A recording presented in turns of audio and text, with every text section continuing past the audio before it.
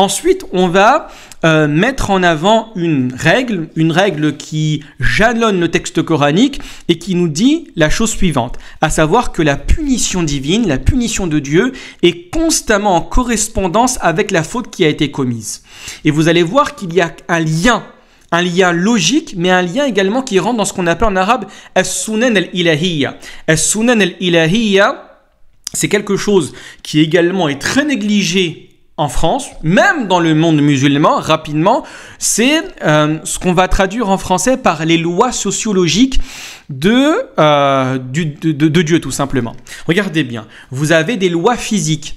Personne sur Terre ne peut contrecarrer ces lois, ne peut négliger ces lois. Personne sur Terre peut dire, écoutez, aujourd'hui, la loi de l'attraction universelle ne fonctionne pas contre moi. Voilà. Personne ne peut dire également que, écoutez, les 4 forces les plus importantes en physique, d'accord, donc la force nucléaire forte, la force nucléaire faible, l'électromagnétisme et la force de gravitation ne fonctionnent plus. Ça marche pour le musulman et ça marche pour le non-musulman. Donc vous avez des règles qui sont liées à la physique, qui s'appliquent sur le musulman et qui s'applique contre toute personne qui est sur Terre. Mais également, le Coran met en évidence d'autres lois. Ces lois s'appellent, comme j'ai dit, as-sunan al-ilahiyya, et c'est des lois qui sont présentes, mais qui ne sont pas simplement présentes dans la physique.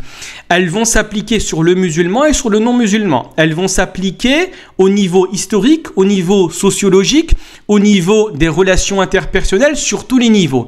Et le non-respect de ces lois-là nous fait tomber dans une vision de la religion qui est totalement aux antithèses, aux antipodes de ce que Dieu veut pour nous. D'accord ? Vous avez un très bon livre qui a été écrit sur ce sujet-là, de Abdelkarim Zaidan, à savoir Sunan al-Ilahiyya, où il va faire un travail d'induction, il va tenter d'extraire à partir du texte coranique toutes les lois que Dieu mentionne. Par exemple, l'une des lois également que Ibn Khaldoun, le père fondateur de la sociologie, a évoqué, à savoir al-dhulmu mu'dhinun bil kharab, à savoir qu'à chaque fois que nous allons retrouver une injustice qui s'installe et qui rentre dans tous les domaines d'un État, ceci va imposer à cet État de tomber en décrépitude. D'accord ? Donc, on va voir cela en profondeur.